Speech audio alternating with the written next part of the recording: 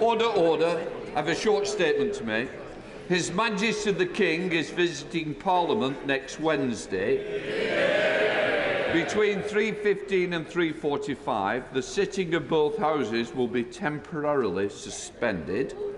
His Majesty will be unveiling a plaque in Westminster Hall and then unveiling and switching on the Platinum Jubilee gift from members of both houses in New Palace Yard. Members wishing to attend either location should email Blackrod's office by 4 p.m. tomorrow. Before we come to Prime Minister's questions, I would like to point out that the British Sign Language interpretation proceedings is available to watch on Parliament Live TV. We start with questions to the Prime Minister, Dr. Philippa Whitford. Yeah. Question number 1, Mr. Speaker. Mr. Speaker, this morning I had meetings with ministerial colleagues and others. In addition to my duties in this House, I shall have further such meetings later today. Dr. Philippa Whitford. Thank you very much, Mr. Speaker. Yesterday, the United Kingdom in its current form turned 100 years old. But neither the Prime Minister nor the leader of the Labour Party seem to recognise the challenge of the Supreme Court ruling as to the very nature of the Union. He didn't answer me 2 weeks ago, so can the Prime Minister clarify if he still believes the UK is a voluntary union? And if so, can he explain the democratic route by which the people of Scotland can choose whether to stay in it or not? Well, Mr. Speaker, we fully respect the decision of the Supreme Court and believe strongly in the United Kingdom. And as I said to the Honourable Lady last time, we will work constructively with the Scottish Government to deliver for the people of Scotland. Anthony Brown. Thank you, Mr. Speaker. Financial scams are the most common form of crime, causing immense emotional and financial distress to millions of people. And government efforts in this matter have tended to focus on making sure that scammers can't launder their proceeds of crime and that victims get compensation. Both of those are really important, but they're acting after the scams happened. Does my right honourable friend, the Prime Minister, agree with me that government departments, regulators and industry, perhaps guided by an anti-scams task force, could do far more to stop scams happening in the first place? And will he meet with me to talk about this?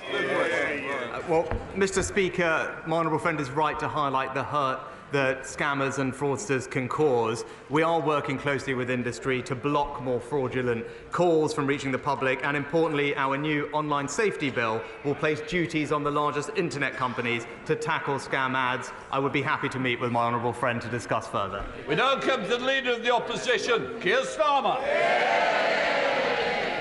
Thank you, Mr. Speaker. Can I start by welcoming the new Member of Parliament for the City of Chester to her place in this House. It's the best result for Labour in the 105 years we've been fighting that seat, and I look forward to working with her to build a better future for the people of Chester.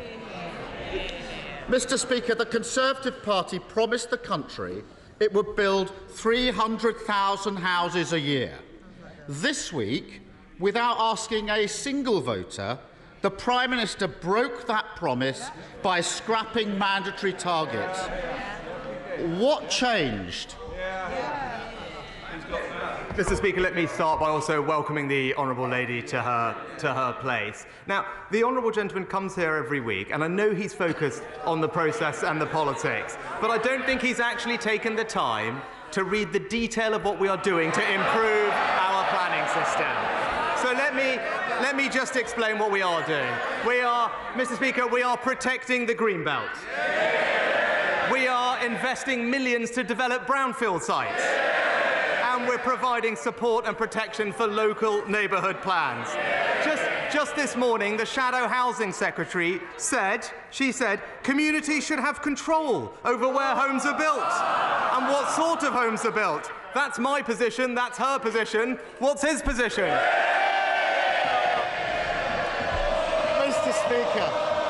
Mr. Speaker, does he really expect us to believe that the member for Chipping Barton and the member for the Isle of Wight are cheering him on because he's going to build more homes? Pull the other one. I'll tell him what changed. His backbenchers threatened him. And as always, the blancmange Prime Minister wobbled. He did a grubby deal with a handful of his MPs and sold out the aspirations of those who want to own their own home. Was it worth it? Mr. Speaker, as ever, engaging in the petty personality politics, not focused on the substance. Again, let me explain what we're doing. We're delivering what I said we would do. We're protecting the character of local communities. We're cracking down on land banking and irresponsible developers. And we're giving people a greater say in their decisions. Just this week, Mr. Speaker, just this week, on Monday, the honourable gentleman said the government should be giving people more power and control. Now he seems to be opposing that policy. It's only Wednesday. I know he flip-flops, but even for him it's pretty quick. Mr. Speaker, he's forgotten. Last week I offered him Labour votes to pass these housing targets because this is bigger than politics.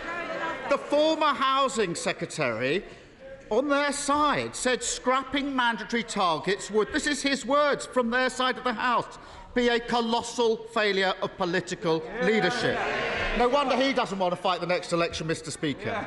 The author of the manifesto that they all stood on said it would cut building by 40%, perhaps even more.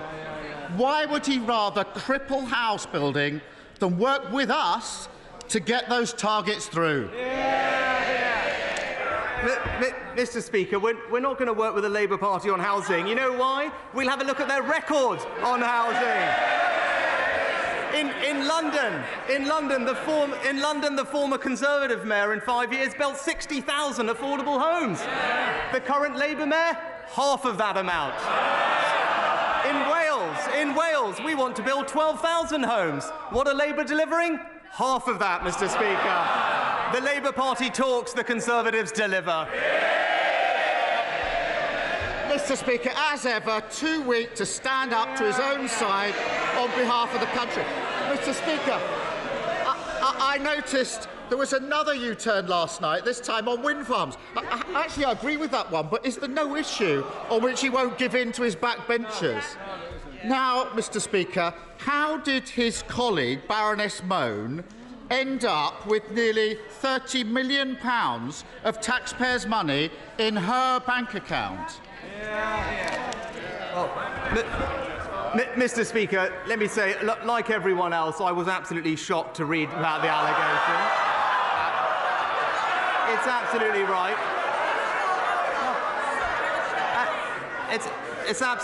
It's absolutely right that she is no longer attending the House of Lords and therefore no longer has the Conservative whip.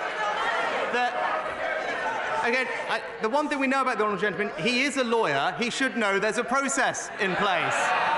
It's right that that process concludes. I hope that it's resolved promptly. But I'll say one thing, Mr. Speaker, because I tell him what is weak. I tell him what is weak is not being able to.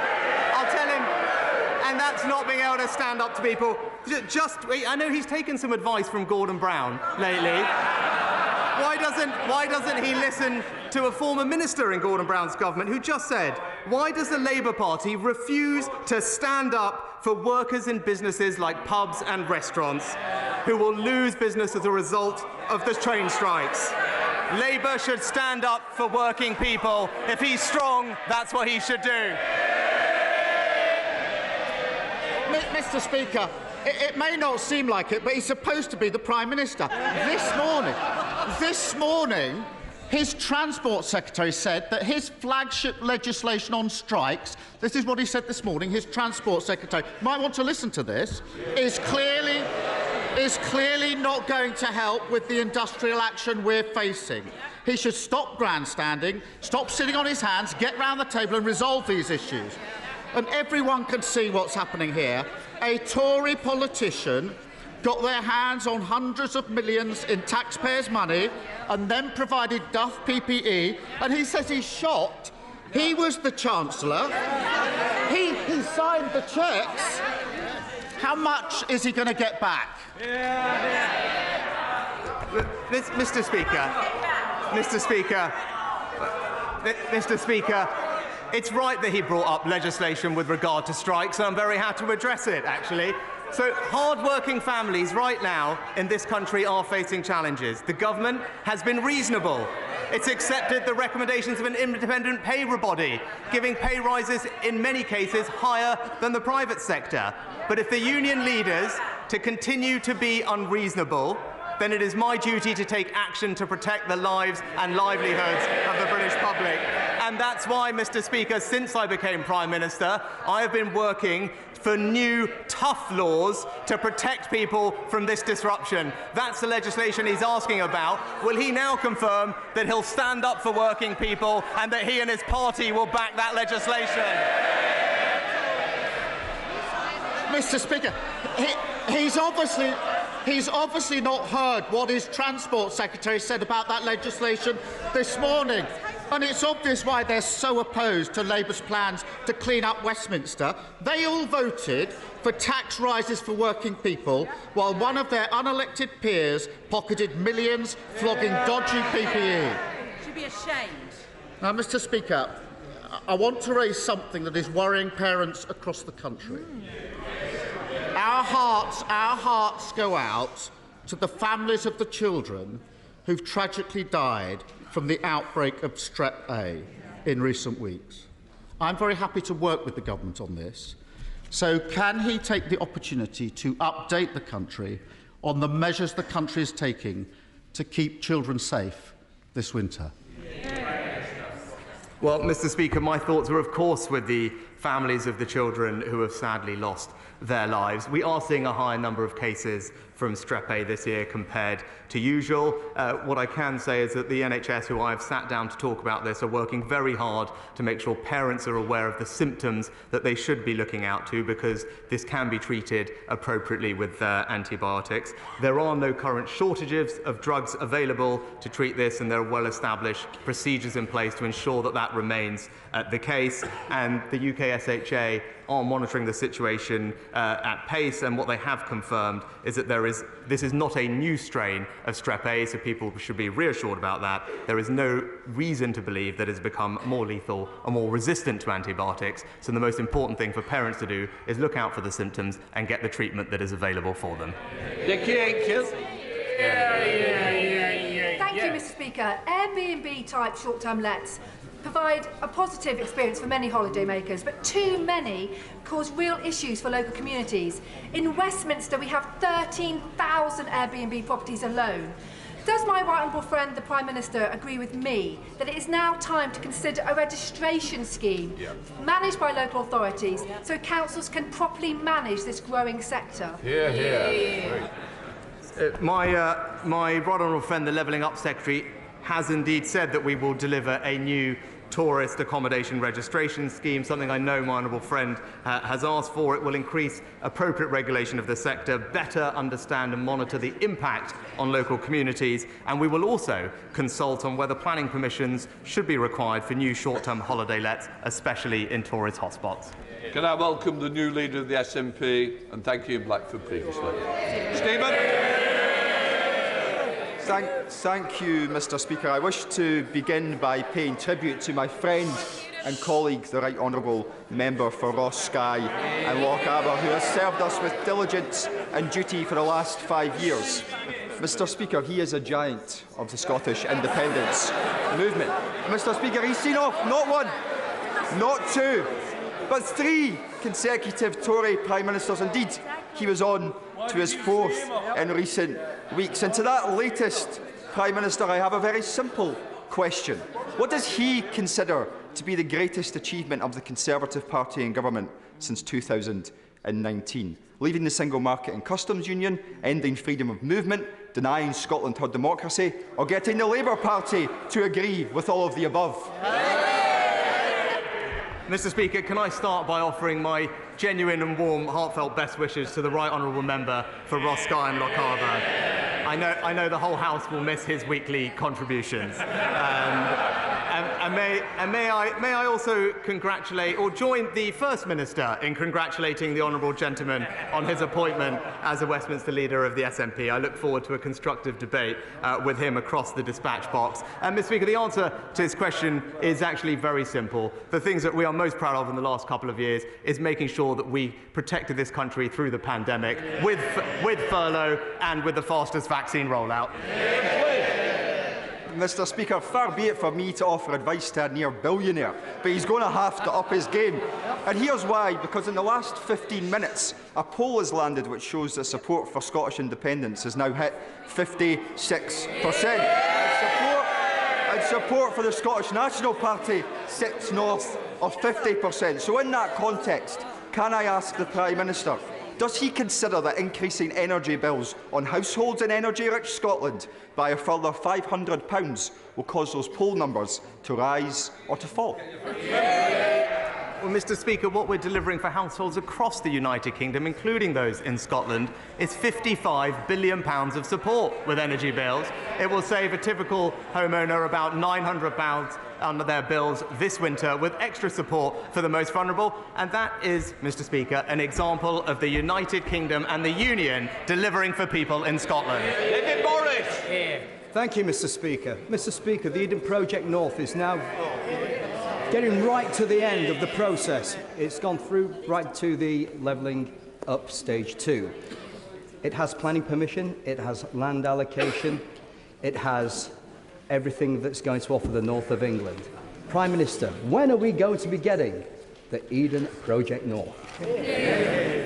Well, Mr. Speaker, my honourable friend, I think the whole House knows my honourable friend has been a passionate campaigner for Eden North for some time. I was pleased to work with him in my previous role. He knows I can't comment on any specific bid, but I know that the Secretary of State will be making these decisions by the end of the year, and I wish him and everyone involved in the project every success. Most people and businesses in Northern Ireland accept the need for the protocol and want to see negotiated, pragmatic solutions to the various challenges. While there has been a clear improvement in the mood music between the UK and the European Union over recent weeks, there is a growing frustration and concern at the slow rate of actual progress in those talks. So what steps can the Prime Minister take to inject some momentum into those negotiations? And indeed, can I encourage him to visit Northern Ireland as soon as possible, preferably before Christmas, to engage with local stakeholders around the protocol and also to hear views on how the Assembly can be restored via reform? Well, can I thank the honourable gentleman for his question, and I enjoyed meeting him recently to discuss these issues. Let me give him and the people of Northern Ireland my assurance that I want to see the issues with the protocol resolved as quickly as possible. I do believe that if people enter into these talks that we are having in a spirit of goodwill and pragmatism, that we can indeed find a way through. My right honourable friend, the Foreign Secretary and Vice President Sefcovic, are in regular dialogue, and I will take on board his suggestion to come visit Northern Ireland to discuss these things in person. Baron Henry. Thank you, Mr. Speaker. We just had Small Business Saturday, where we marked the important impact small businesses have on our local communities. I, like many of my colleagues, have spoken to these businesses and heard just how great their concerns are for their future. When the Prime Minister was Chancellor earlier this year, he went with me to Fred Hallam in Beeston, a business established in 1908. SMEs such as this faced a pandemic and now rising energy costs. Can the Prime Minister lay out how he will ensure businesses such as Fred Hallam will be supported in the coming months so that they may thrive and continue to provide vital goods and services to my constituents in Broxton? Thank you. Well, I know my honourable friend is a fantastic champion of his local businesses. It was a privilege to visit Beeston and Hallam's earlier this year with him, and I remember we discussed then some of the things we were planning to do, which are now going to make a big difference, saving businesses hundreds or thousands of pounds with their energy bills through our relief scheme this winter, our business rates tax cuts package worth over £13 billion, particularly impacting retail businesses, and with initiatives like the annual investment allowance and help to grow, we can take his small businesses to a whole new level. I look forward to working with him on that. Thank you, Mr. Speaker. I've recently set for the Select Committees, both the author of the Government's own National Food Strategy and the United Nations Special Rapporteur on the right to food, a call for universal free school meals to address the issue of the 4 million children hungry in the UK. Will the Prime Minister meet with me to discuss how investments in universal free school meals will benefit children and their families in Liverpool, West Derby and the country, and at no extra cost to the taxpayer? Well, Mr. Speaker, I know this is an issue on which the honourable gentleman has campaigned for some time, and he's right to highlight the importance of making sure our children have access to food. That's why I'm proud that we introduced not just an expansion of free school meals, but also the holiday activity and food programme. I'm always interested in more ideas where we can go further. I look forward to hearing from him. Davies. Thank you, Mr. Speaker. Whether on defence with AUKUS, trade with CPTPP, or diplomacy with ASEAN, I know this government recognises the importance of the Indo-Pacific to the UK's security and prosperity, but the challenges that exist, whether they are ballistic missile tests or the Belt and Road, are deeply interconnected. So can the Prime Minister confirm that the Indo-Pacific remains a UK priority and that he will take a holistic approach within government to meet the challenges and capture the opportunities that exist in the region? Well, Mr. Speaker, last year's integrated review set out our Indo-Pacific tilt with regard to foreign policy. I reaffirmed this government's commitment to that tilt in a speech at the Lord Mayor's dinner just the other week, and he's right to highlight both the economic and security importance of the region. He should be reassured that we're pursuing not just free trade agreements bilaterally, but also CPTPP, the AUKUS partnership, and indeed, hopefully, a new partnership with regard to our future combat air system, all evidence that we are delivering on the tilt. Siobhan MacDonald. Mr. Speaker, members across this House know the devastating impact of bank branch closures on our communities. But as banks flee the high streets, our free cash machines disappear with them, hitting the most vulnerable hardest. Surely it cannot be right that a quarter of ATMs charge people to access their own money. So will the Prime Minister join dozens of his own backbenchers today in backing my cross-party amendment and ensure that everyone has free access to their hard-earned money? Well, Mr. Speaker, this government is indeed legislating to safeguard access to cash, and that's what the Financial Services and Markets Bill this afternoon will do through a very significant intervention. I'm also pleased that we put in place initiatives with the industry to subsidise free-to-use ATMs in deprived areas, and almost 50 communities are benefiting from our new shared cash facilities, because access to cash is important, and that's what our new bill will deliver. Manchester. Thank you, Mr. Speaker. I very much welcome the government's commitment to its hospital buildings programme. Can the Prime Minister clarify what criteria will be applied for the allocation of those new hospitals? And will it be done in line with the Prime Minister's personal commitment on a merits-based system of government? Because my hospital in Medway serves 500,000 people and is the busiest hospital A&E in Kent. We have some of the highest health inequalities in the country. We were one of the hardest hit areas in Medway during COVID-19. We need our fair share allocation of resources in Medway. Will the Prime Minister visit Medway Hospital with me and fellow local MPs to look at our urgent need? Well, my honourable friend is a fantastic champion for his local area, but especially for his local hospital. He'll know that I can't comment on any specific scheme, but I can tell him that submissions to be one of the new hospitals are currently being reviewed in the department, and an announcement will be made shortly. Marie Foy. Thank you, Mr. Speaker. On Small Business Saturday, I was delighted to name Daisy Rose Coffee House as the City of Durham's Small Business of the Year 2022 after a public vote in my inaugural award. But like so many small businesses, Daisy Rose Coffee House is the beating heart of the local community and the cornerstone in their high street. But so many business owners that I meet with feel utterly ignored by the government as they're clobbered by outdated business rates year after year. The government must pick a side. Are they going to continue to back the online giants, or will they join the Labour Party and back small business and scrap and replace the outdated business rates? Well, Mr. Speaker, can I congratulate Daisy Rose for winning their award and being the beating heart of their high street. I very much hope that they will benefit, and I'm almost certain they will, from our discounts on business rates. Our retail, hospitality and leisure relief gives a 75% discount on business rates in the next financial year, and that comes on top of the support that we'll be providing Daisy Rose and others with their energy bills, with bills being about half of what they would have otherwise been without our support. Conor Barnes.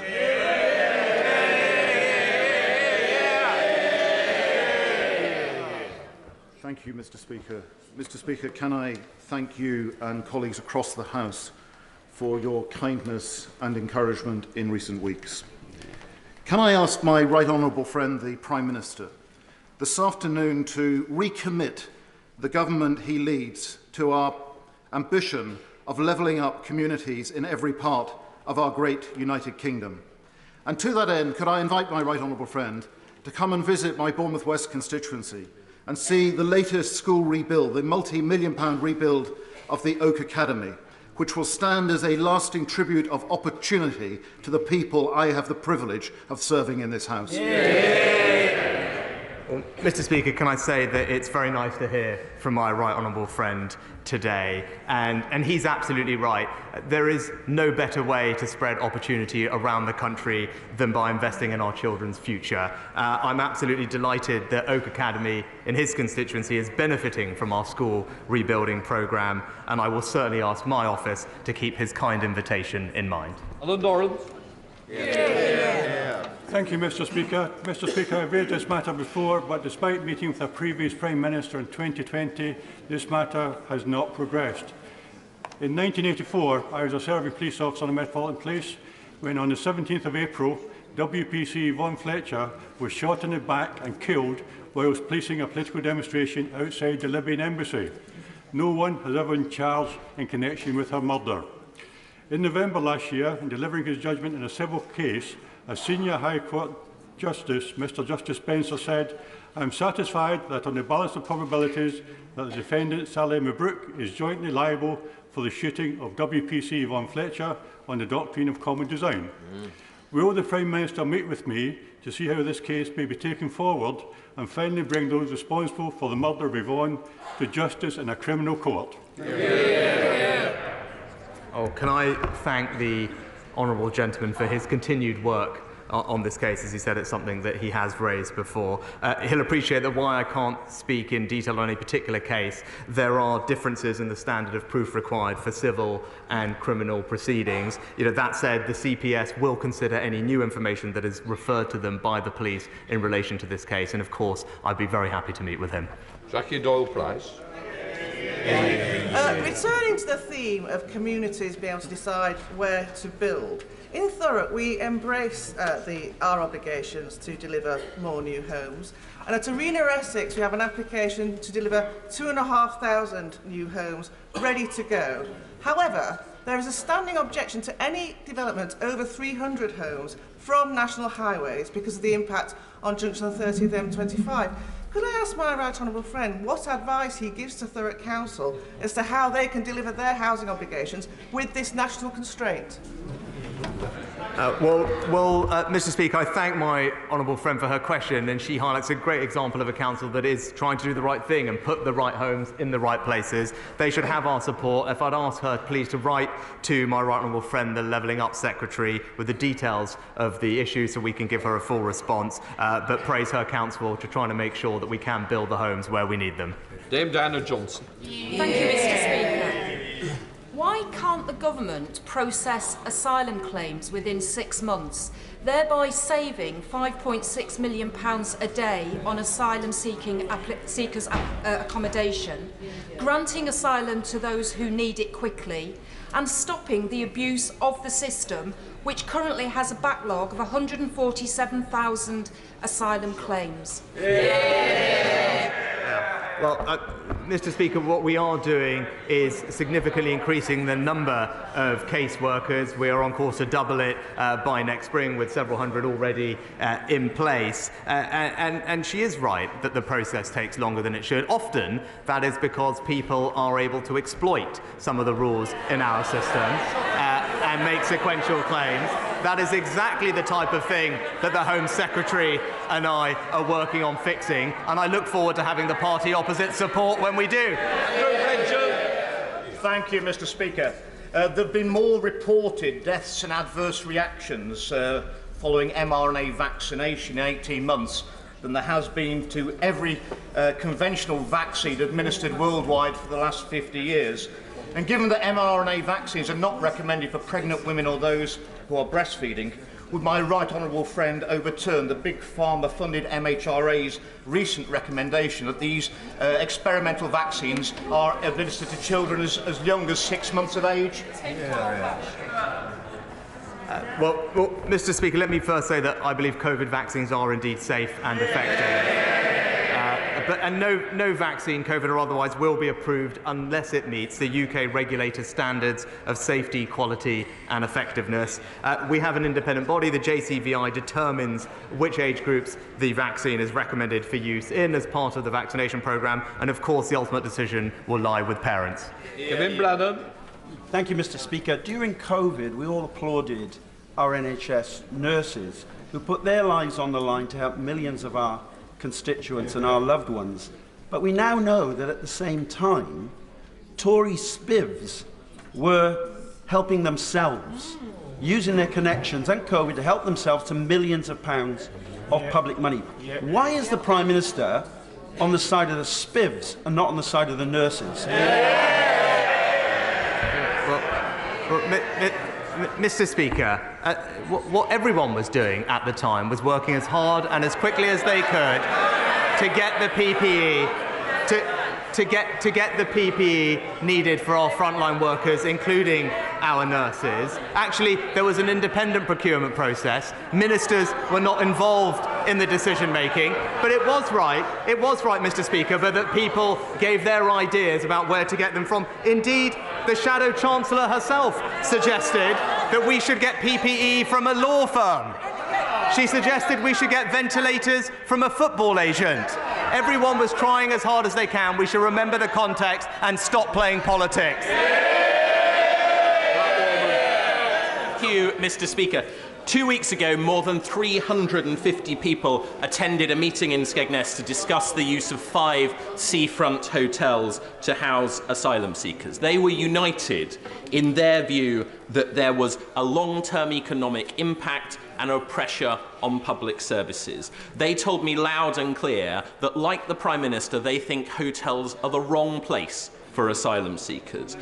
Does he agree with me that the government needs urgently to lay out a plan that moves beyond the use of hotels, puts asylum seekers in the right place for them and the right place for coastal communities such as those in Skegness?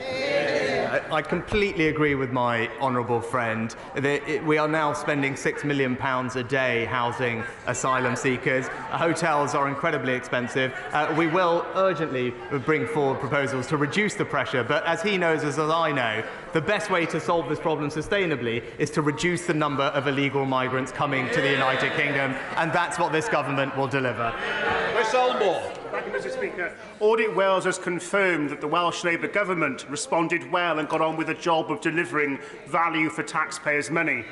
Can the Prime Minister tell the House what first attracted him to awarding £1 billion of COVID contracts to Tory donors and supporters, and what is he doing to claw taxpayers' money back? Again, Mr. Speaker, we delivered 32 billion pieces of PPE to the front line at a time when there was a global shortage. As I've already said, everyone tried to do their bit. We heard recommendations from the Shadow Chancellor, but it was right that hers and everyone else's suggestions went through an independent process where ministers were not involved in the decisions. Robin Walker.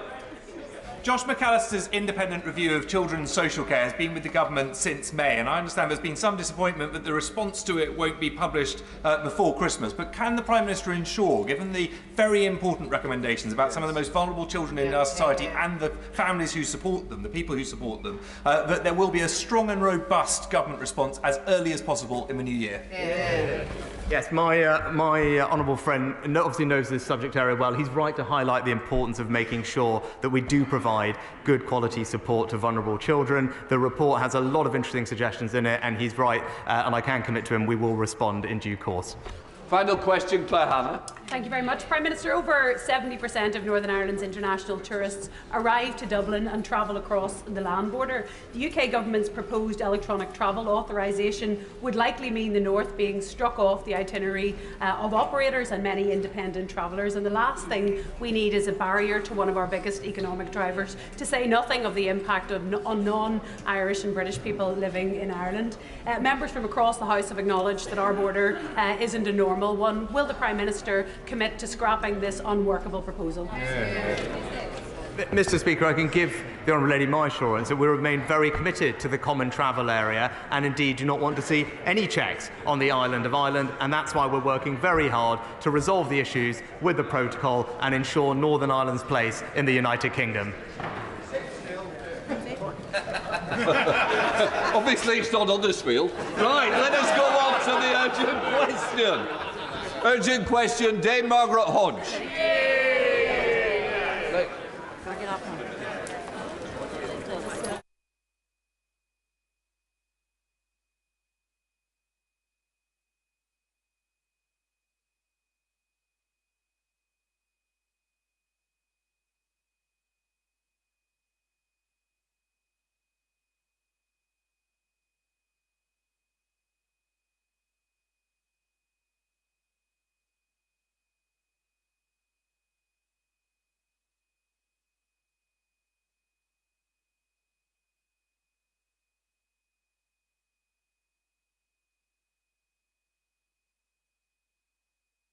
Margaret Hodge.